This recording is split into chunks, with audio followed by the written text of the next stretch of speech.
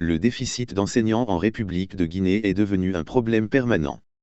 Malgré l'assouplissement de la politique de recrutement de l'État, qui inclut notamment les contractuels et les recrutements exceptionnels, le gap continue de s'agrandir avec la construction de nouveaux établissements.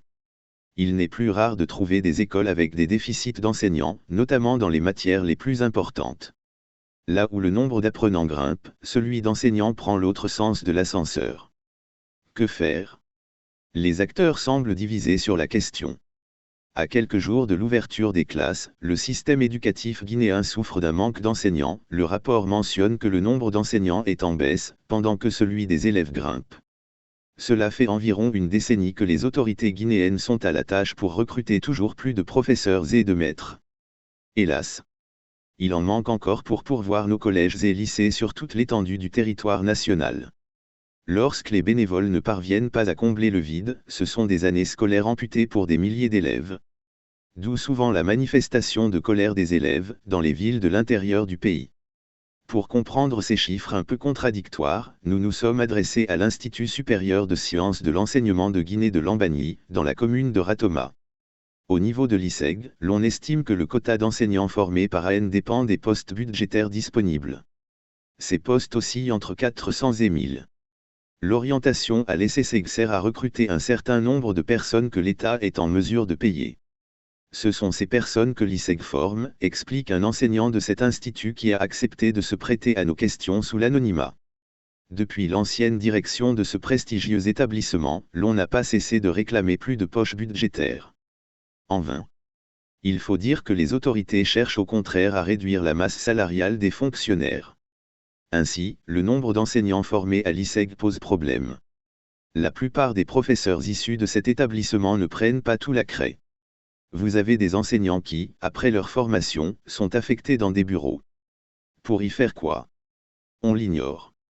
D'autres sont formatés pour passer des concours. Cela ne dure pas dans l'enseignement, a-t-il expliqué. En effet, selon l'ISEG, pour la rentrée 2022 à 2023, près de 300 enseignants ont postulé pour le métier d'inspecteur. Environ 150 seront recrutés. Une autre perte à venir. Toutefois, le plus gros des problèmes vient des affectations. Il y a une grande concentration d'enseignants dans la capitale. Les gens jouent de leurs relations pour être affectés à Conakry. La conséquence, c'est qu'il n'y a pas grand monde à affecter à l'intérieur du pays en fin de compte. C'est un problème à prendre en compte quand on évoque la pénurie d'enseignants en République de Guinée, ajoute notre interlocuteur.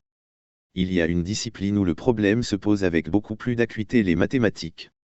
Chaque année, on nous demande de former un grand nombre d'enseignants de mathématiques à l'ISEG. Mais nous n'arrivons pas à atteindre le quota.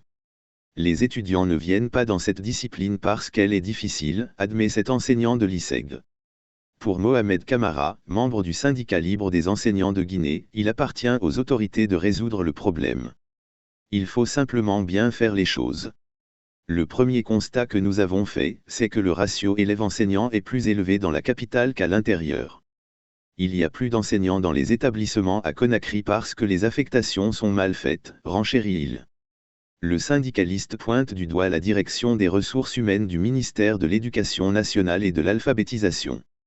C'est la fonction publique qui recrute les fonctionnaires. Elle les met ensuite à la disposition des ressources humaines de chaque ministère concerné. À eux de les répartir, explique un proche collaborateur du ministre de la fonction publique, Julien Yombono. Le ministre Guillaume Roine qui a, lui-même, abordé le sujet pendant ses sorties lors de la rentrée scolaire 2021 à 2022, a déjà mis en garde ses propres services. On entend souvent dire qu'il faut payer avant de se faire affecter au mépris des règles administratives, que cela soit vrai ou pas, je souhaite qu'il y ait des améliorations, prévenait-il. Sa mise en garde a-t-elle été prise au sérieux? Nous l'espérons, parce que le ministre est plein de détermination. Nous savons tout qu'il ne peut pas tout chambouler d'un seul coup, parce que les habitudes ont la peau dure. Mais nous ferons le bilan le moment venu, note l'enseignant syndicaliste. Cependant, à en croire nos interlocuteurs, seuls des programmes tels que le recrutement exceptionnel pourront combler le déficit d'enseignants. De leur côté, les bailleurs de fonds essaient d'épauler le gouvernement. C'est déjà bon. Mais la véritable réponse à la question de la pénurie d'enseignants reste la volonté politique, conclut-il. Le refus de certains enseignants d'aller dans les zones dites difficiles. Les localités de l'intérieur du pays sont, chaque année, sur la sellette quand on évoque le mouvement national des enseignants. Elles enregistrent, en effet, le plus faible taux d'enseignants.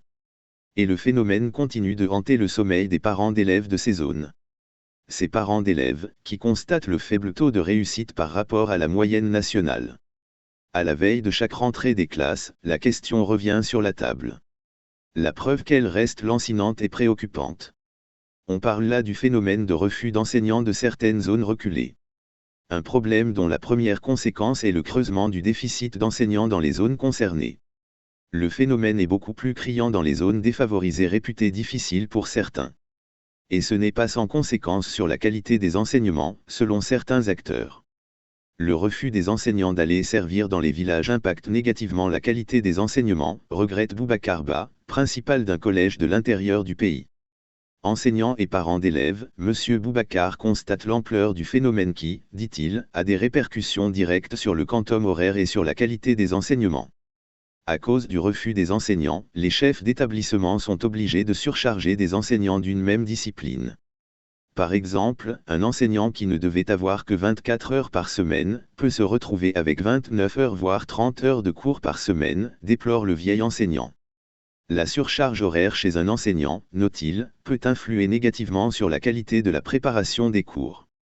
Parce qu'un enseignant n'est pas un robot, il doit avoir du temps de repos. À l'intérieur du pays, le refus des enseignants d'y aller ou le départ massif d'enseignants lors du mouvement national constitue, selon les acteurs de la communauté éducative locale, un goulot d'étranglement pour l'école. Chaque année, des dizaines d'enseignants quittent les localités pour aller servir ailleurs, a indiqué un préfet de la région de Kindia.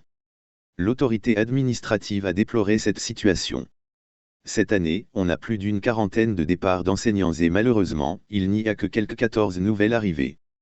Il va donc falloir que les ministères concernés puissent faire usage d'une certaine gymnastique pour pouvoir combler le gap engendré en attendant l'arrivée des nouveaux enseignants en formation et qui vont sortir incessamment, précise ce préfet avant de tirer la sonnette d'alarme. Si on n'a pas la dotation nécessaire en personnel d'ici le 3 octobre prochain, il y aura quelques écoles qui risquent d'avoir des difficultés. Quoi qu'il arrive, souligne ce haut administrateur, cette pénurie d'enseignants est un phénomène auquel les villes de l'intérieur sont habituellement confrontées chaque année à l'ouverture des classes. Nous sommes habitués. Car, nous sommes conscients que nous sommes dans une zone de départ massif. C'est pourquoi nous trouvons des stratégies pour enrôler au niveau local certaines personnes capables de tenir une classe en attendant la dotation en personnel. Une situation que dénonce Pathé Baldé, parent d'élèves chaque année, nos enfants se plaignent du manque d'enseignants dans la zone. C'est toujours difficile pour un parent de savoir que son enfant n'étudie pas correctement à cause du manque d'enseignants. Le désir de se rapprocher des siens, l'autre argument. Il faut savoir que c'est d'abord naturel de vouloir se rapprocher de chez soi, mais, autre chose à ne pas négliger, c'est que la plupart sont titulaires de diplômes universitaires et veulent donc se rapprocher des centres universitaires pour continuer leurs études, souligne Bakary Sissoko, enseignant. Analysant l'impact de cette réalité sur la qualité des enseignements, il reconnaît que le manque d'expérience et le temps d'adaptation dans la zone sont des aspects à ne pas négliger. Si les nouveaux qui sont inexpérimentés ne reçoivent pas un accompagnement pédagogique de qualité, cela impacte négativement les résultats, explique Bakary Sissoko.